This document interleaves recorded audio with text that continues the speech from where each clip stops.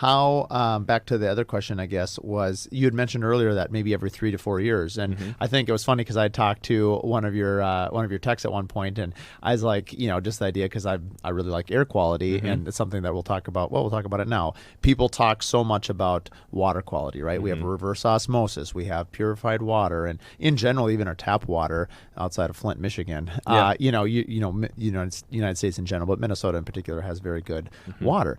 And but we put a lot of thought on it.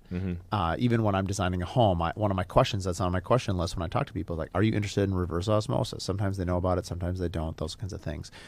Why do you think that people don't talk about the quality of the air we breathe as much? Because I've got to believe that that's probably more of a problem than the water we drink, but yet more attention is focused on water.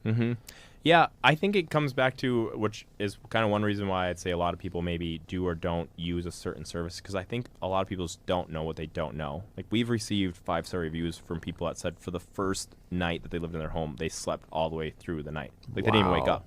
And these are people that are very sensitive. So you have all these different levels of sensitivity to air quality. Some people are really allergic. Like, the second spring hits, they're having to pop pollen, all that, and they're sneezing and they're crying, and the next person's like, what's wrong?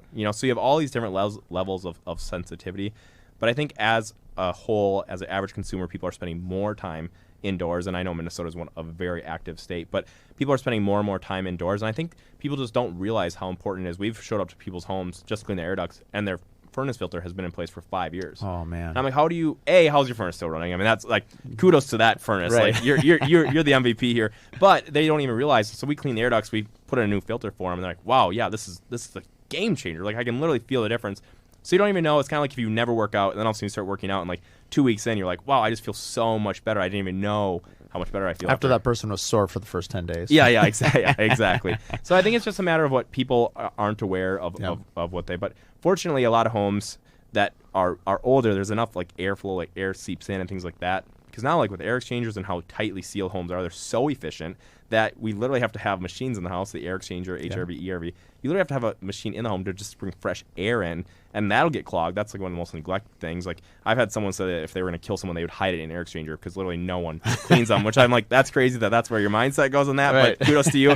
And he's also the one that found the gun in his HVAC, we're going to send social services over there next. Yeah, exactly. So it's been very interesting, but those, the things aren't working properly. Then people are wondering, like, why am I always sick? Why, my kids are always sick, or all these things. And it's like, there's quite a few little things that if you were doing them on a routine basis, the air quality inside your home would be significantly better, and people just aren't aware of those items.